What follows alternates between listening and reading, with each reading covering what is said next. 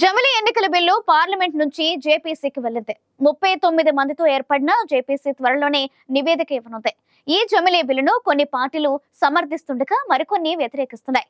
ప్రాంతీయ పార్టీల అస్తిత్వాన్ని అణిచివేసేందుకు మోదీ సర్కార్ ప్రయత్నిస్తుందని విమర్శిస్తున్నారు. జమిలీ ప్రాంతీయ పార్టీలు నష్టపోతాయా? ఒకవేళ జమిలీ బిల్లు పాస్ అయితే ఎన్నికలు ఎప్పుడు జరుగుతాయి? What's the story?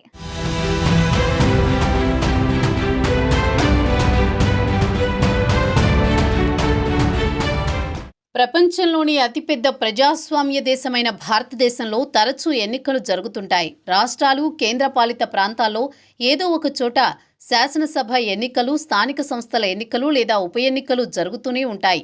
ఆ రాష్ట్రంలో పాలనను పక్కన పెట్టి నేతలు ప్రచార బాధ్యతలను మోయాల్సి వస్తోంది. ఈ తరహా ఎన్నికలు అభివృద్ధికి ఆటంకమని బీజేపీ ప్రభుత్వం బలంగా నమ్ముతోంది. అందుకే దేశ చరిత్రలో అతిపెద్ద మార్పుకు శ్రీకారం చుట్టింది. ఒకే దేశం ఒకే ఎన్నిక బిల్లును పార్లమెంటులో ప్రవేశపెట్టింది.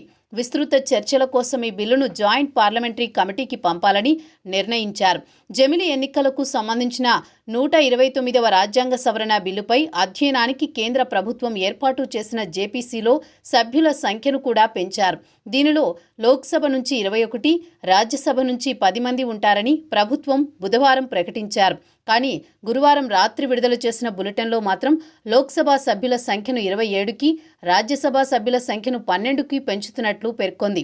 లోక్సభ నుంచి కొత్తగా బైజయంత్ పండా, సంజయ్ జైష్వాల్, చోటేలాల్, అనిల్ యశ్వంత్ దేశాయ్, శాంభవి, కె రాధాకృష్ణన్లను చేర్చారు. దీంతో ఈ కమిటీలో బీజేపీ సభ్యుల సంఖ్య 12కి చేరింది. ఒడిశాకు చెందిన BJP senior MP Bhartrihari Mahtab ఈ కమిటీకి నేతృత్వం వహించే అవకాశం ఉంది. దీంతో దేశంలో జమిలీ జ్వరమైతే ఆవరించింది.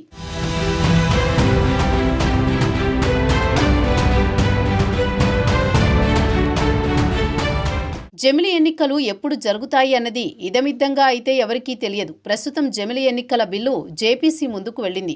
జేపీసీ దీనిని సమగ్రంగా చర్చించి ఒక నివేదిక ఇస్తుంది. గడువు సరిపోదు అనుకుంటే జేపీసీకి మరింత సమయం ఇస్తారు. అలా 2025లో జేపీసీ పని ప్రారంభించి నివేదిక వచ్చేసరికి 2026 రావచ్చు. ఇక దానిని చట్టం చేయాలంటే బీజేపీకి అధినాయకత్వం వహిస్తున్న ఎన్డీఏ కూటమి పార్లమెంటులో బలం సరిపోదు. అందువల్ల జమిలీ ఎన్నికల మీద అలా చర్చలు జరుగుతూ ఉండగానే పుణ్యకాలం వచ్చి 2029 ఎన్నికలొస్తాయని అంటున్నారు. ఏతావాత తేలేదేంటి అంటే అన్నీ సర్దుకుని జమిలీ ఎన్నికల చట్టం రాష్ట్రపతి ద్వారా నోటిఫికేషన్ జారీ అయ్యేది 2029 ఎన్నికల తర్వాతనే అంటున్నారు విశ్లేషకులు. అంటే 2034లో జమిలీ ఎన్నికలు జరగొచ్చు అన్నది ప్రస్తుతానికి అందుతున్న భోగట్ట. అది కూడా ఒక అంచనాగా ముందుకొస్తోంది. ఇలా ఎందుకు అనుకోవాల్సి వస్తుంది అంటే 2029లో ఏ ప్రభుత్వం కేంద్రంలో అధికారంలోకి వస్తుందో తెలియదు. మళ్ళీ బీజేపీ వస్తేనే జమిలీ బండి జల్దీగా కదులుతుంది, లేక ఇండియా కూటమి వస్తే జమిలీ ఎన్నికలకు మంగళం పలుకుతారు అని అంటున్నారు.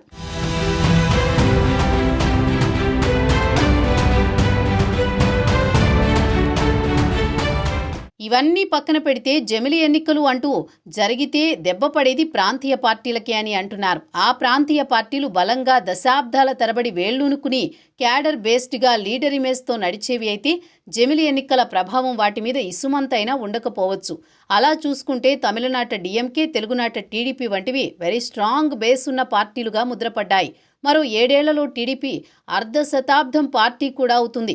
డీఎంకే చూస్తే ఇప్పటికే 7.5 వయసు దాటిన పార్టీగా ఉంది. ఈ పార్టీలు కాకుండా మిగిలిన పార్టీలకు కొంత ఇబ్బందులైతే దక్షిణాన కలిగే ఛాన్స్ ఉంది అని విశ్లేషకులు అంటున్నారు.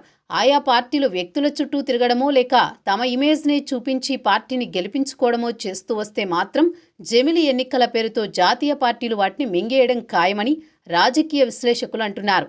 అదేవిధంగా దశాబ్దాల చరిత్ర ఉన్న పార్టీలైనా సరైన వారసత్వం లేక సమర్థ నాయకులు లేకపోతే మాత్రం అవి కూడా జాతీయ పార్టీల బారిన పడి అదృశ్యం కావడం జరుగుతుంది అని అంటున్నారు. ఆ విధంగా చూస్తే ఉత్తరాదిన కొన్ని పార్టీలు ఇప్పటికే అస్తిత్వ సమస్యతో సతమతమవుతున్నాయి.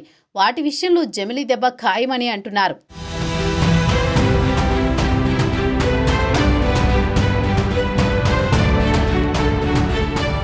ఇక జమిలీ ఎన్నికలు అనేవి కనుక జరిగితే దేశంలో జాతీయ పార్టీల నాయకత్వంలో 2 కూటములు ఉంటాయని అంటున్నారు. వాటితో విలీనం కావడమో లేక బలమైన పార్టీలు అయితే పొత్తు పెట్టుకోవడమో జరుగుతుంది అని అంటున్నారు.